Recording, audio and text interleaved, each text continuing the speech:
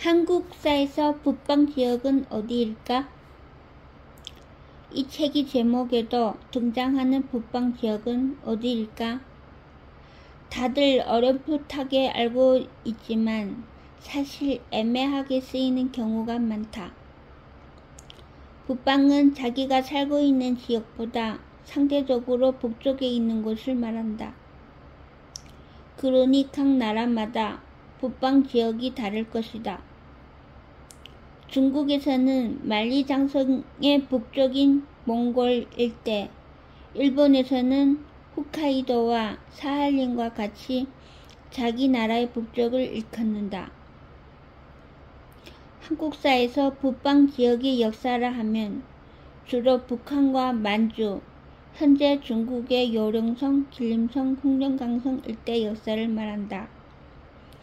이 북방 지역에 대한 궁금증은 많지만 우리가 본격적으로 관심을 갖기는 쉽지가 않다.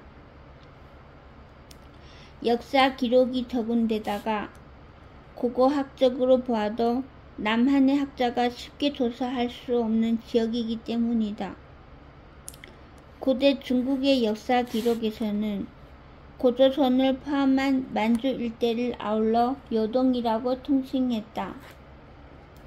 여기서 말하는 요동은 현대의 중국 려닝성, 려령성의 동쪽을 의미하는 요동과는 다소 다르다.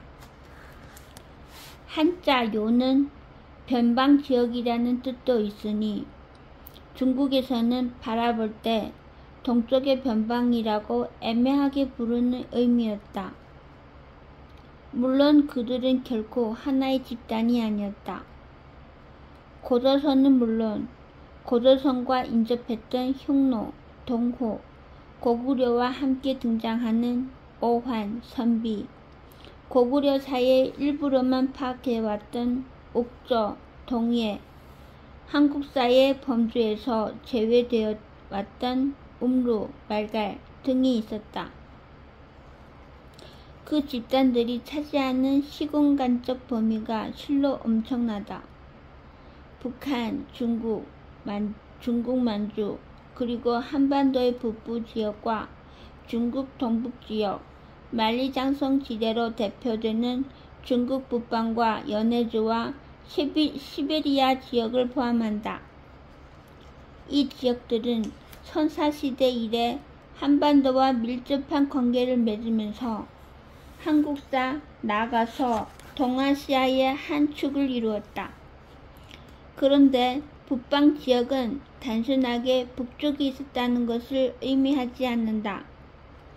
남한과는 완전히 다른 기후와 지형에서 사뭇 다른 생활을 하며 살았다는 뜻이 더 강하다. 같은 한국사에 포함되어 있지만 북쪽과 남쪽의 기후 환경은 극명하게 엇갈린다. 함경북도 개마고원 일대는 시베리아와 거의 비슷한 추위가 몰아치는 곳이며 한반도 남해안 일대는 아열대에 가까운 환경이다. 한국 전쟁 때 참전했던 미국 해병들의 경험담은 우리도 잘 모르는 다양한 우리의 지리 환경을 극명하게 보여준다. 당시 장진호 전투에 참전했던 미국 해병들은 극지방을 반복해 하는 극심한 추위로 인한 동상과 피해로 기록적인 희생을 기록했다. 그런데 그 해병들은 이 극심한 추위와 싸우기 3개월 전에 아열대의 더위가 맹위를 떨치던 낙동강 전선에서 더위와 사투를 벌였다. 전황을 보고받은 미 정부는 텍사스주의 3분의 1도 안 되는 작은 한반도에서 이런 극심한 기후 차이를 보인다는 것을 믿기 어려웠다고 한다.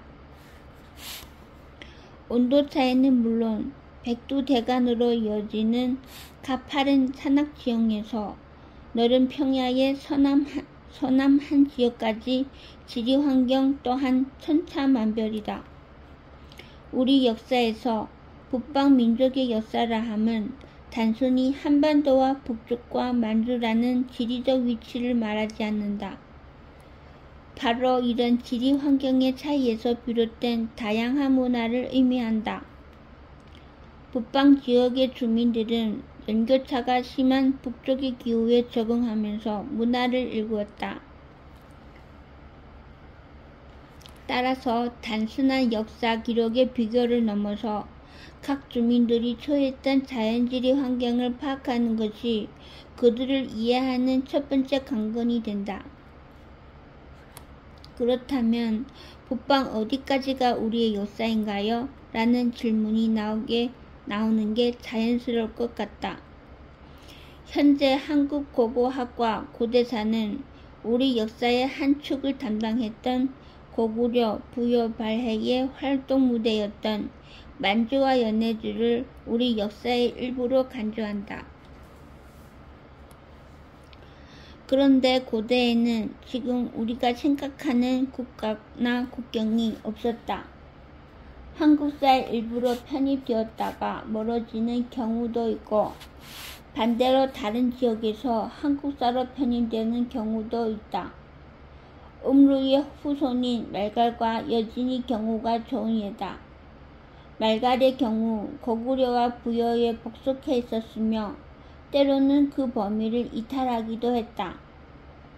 여진의 경우도 일부는 함경도로 내려와 조선의 건국에 참여하기도 했다. 일부는 중원으로 건너가서 청나라를 세우는 주축이 되었다. 이런 상황이니 여기까지가 한국사라고 하는 이야기 자체가 성립하기 어렵다. 한국사의 범위는 주제와 관점에 따라 달라질 수밖에 없기 때문이다. 이 책에서 보겠지만 옥저인들이 살고 있는 곳에 음루인들이 내려와서 자연스럽게 섞여 살았고 나중에 고구려와 백산말가를 형성했다. 그들 사이에 무슨 여건을 가진 현대국 같은 차이는 기대할 수 없을 것이다. 분명한 점은 우리 역사와 타자의 역사를 명확히 구분하기 어려운 북방 지역을 자의로 이것은 우리 역사, 저것은 남의 역사라고 나누어 연구할 수 없다는 것이다. 옥조보다 더 전공자가 없는 분야가 음루이다. 음루가 한국사의 지리적 범위에서 가장 멀기 때문이라는 이유가 크다. 그렇다고 어떤 토론이나 연구도 없이 음루가 한중 중심의 중국사 일부가 되는 것은 더 어색하지 않을까? 음루는 옥조와 교류하며 그들과 동화되기도 했고 이후 말갈과 여진으로 이어지며 한국사의 한 흐름을 담당했다. 한마디로 북방 민족은 한국사와 한국사의 주변이 되는 다양한 사람들의 역사로 점철되어 있다. 그들에 대한 제대로 된 연구도 하지 않은 채 어설프게 한국사로 귀속시키거나 반대로 우리 역사가 아니라고 배관시하는 것은 의미가 없다. 잠시 현대 국가의 국경이나 국적은 있고 한국사와 그들의 주변을 거시적으로 바라볼 필요가 있다. 음루와 옥저라는 우리 역사의 북쪽에 살았던 사람들을 통해서 우리는 오히려 한국사라는 좁은 틀을 벗어나서 거시적인 동북아시아라는 큰 틀에서 우리의 고대를 새롭게 바라볼 수 있을 것이다.